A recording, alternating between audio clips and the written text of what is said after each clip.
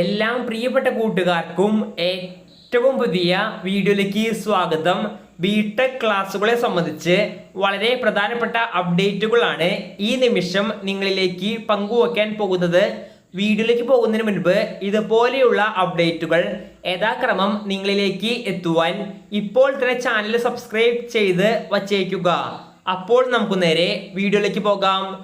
ഈ വർഷത്തെ first year കുട്ടികളുടെ, അതായത് ഇപ്പോൾ കീമിൽ സെക്കൻഡ് അലോട്ട്മെന്റിൽ അഡ്മിഷൻ എടുത്തിരിക്കുന്ന കുട്ടികളുടെ ആദ്യ വർഷ ബിടെക് ക്ലാസുകൾ എന്നാരംഭിക്കുമെന്ന് സംബന്ധിച്ച് ഇപ്പോൾ വ്യക്തത വന്നിരിക്കുകയാണ്.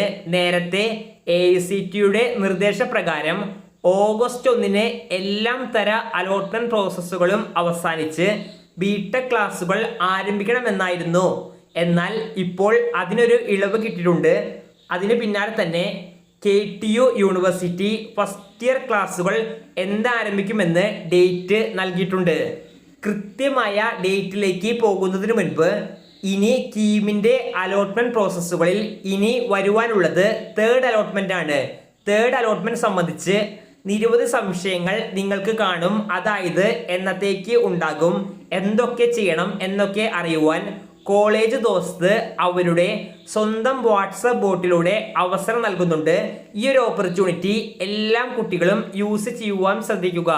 ലിങ്ക് വീഡിയോയുടെ താഴെ ഡിസ്ക്രിപ്ഷൻ ബോക്സിലും കമന്റ് ബോക്സിലും നൽകിയിട്ടുണ്ട്.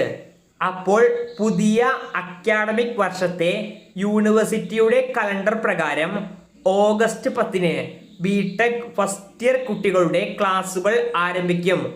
ഓഗസ്റ്റ് 10 മുതൽ തുടർന്നുള്ള ഒരാഴ്ച ഇൻഡക്ഷൻ പ്രോഗ്രാംസ്, ഓറിയന്റേഷൻ പ്രോഗ്രാംസ് ആണ് നടക്കുവാൻ പോകുന്നത്.